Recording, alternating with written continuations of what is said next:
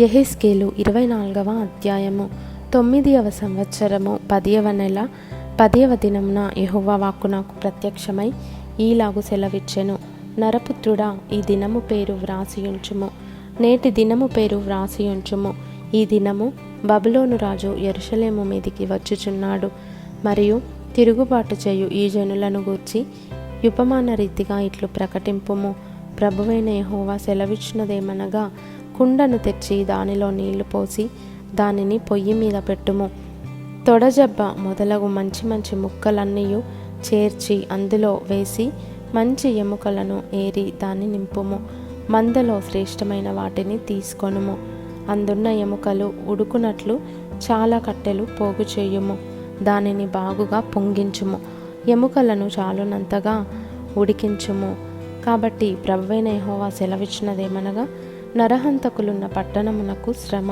మడ్డిగలకుండా మానకుండా మడ్డి కలిగి ఉండుకుండా నీకు శ్రమ.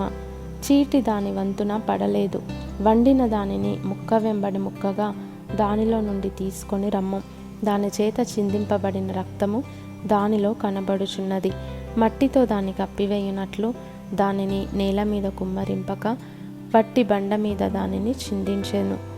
కావున నా క్రోధము రానిచ్చి నేను ప్రతీకారము చేయునట్లు అది చిందించిన రక్తము కప్పబడకుండా దానిని వట్టి బండ మీద నేనుండనిచ్చితిని.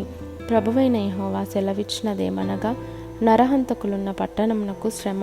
నేనును విస్తరించి కట్టెలు పేర్చబోవుచున్నాను. చాలా కట్టెలు పేర్చుము. అగ్ని రాజబెట్టుము. మాంసమును బాగుగా ఉడకబెట్టుము. ఏమీ ఉండకుండా ఎముకలు పూర్తిగా ఉడుకునట్లు చారు చిక్కగా దింపుము. తరువాత దానికి తగిలిన మస్టును మడ్డియు పోవునట్లు అది వేడి అయి మెరుగుపట్టు వరకు వట్టి చట్టి పొయ్యి మీదనే ఉంచుము. అలసట పుట్టు వరకు ఇంతగా శ్రద్ధ పుచ్చుకొనినను దాని విస్తారమైన మస్టు పోదాయను. మస్టుతో కూడా దానిని అగ్నిలో వేయుము. నీకు కలిగిన అపవిత్రత నీ కామాతురతయే. నిన్ను శుభ్రపరచుటకు నేను పూనుకొనినను నీవు శుభ్రపడకపోతివి. నా క్రోధమును నీ మీద తీర్చుకొని వరకు నీవు శుభ్రపడకయుందువు. యెహోవానైన నేను మాట ఇచ్చియున్నాను, అది జరుగును. నేనే నెరవేర్చెదను. నేను వెనుక తీయను, కనికరింపను, సంతాపపడను. నీ ప్రవర్తనను బట్టియు నీ క్రియలను బట్టియు నీకు శిక్ష విధింపబడును. ఇదే యెహోవా వాక్కు.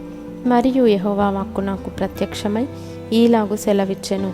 నరపుత్రుడా, నీ కన్నులకింపైన దానిని నీ యొద్ద నుండి ఒక్క దెబ్బతో తీసివేయబోవుచున్నాను. నీవు అంగలార్చవద్దు, ఏడవవద్దు, కన్నీరు విడవవద్దు. మృతులకై విలాపము చేయక నిశ్శబ్దముగా నిట్టూర్పు విడువము. నీ శిరోభూషణములు ధరించుకొని పాదరక్షలు తొడుగుకొనవలెను. నీ పెదవులు మూసికొనవద్దు.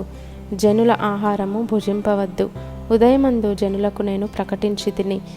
సాయంతనమున నా భార్య చనిపోగా ఆయన నాకు ఆజ్ఞాపించినట్లు మరునాటి ఉదయమున నేను చేసితిని. నీవు చేసిన వాటి వలన మేము తెలుసుకొనవలసిన సంగతి నీవు మాతో చెప్పవా అని జనులు నన్ను అడుగగా నేను వారితో ఇట్లంటిని. యెహోవా వాక్కు నాకు ప్రత్యక్షమై ఈలాగు సెలవిచ్చెను. ఇశ్రాయేలీయులకు నీవు ఇలాగున ప్రకటింపుము. ప్రభువైన యెహోవా సెలవిచ్చినదేమనగా, మీకు అతిశయాస్పదముగాను మీ కన్నులకు ముచ్చటగాను మీ మనస్సునకు ఇష్టముగాను ఉన్న నా పరిశుద్ధ స్థలమును నేను చెరపబోవుచున్నాను.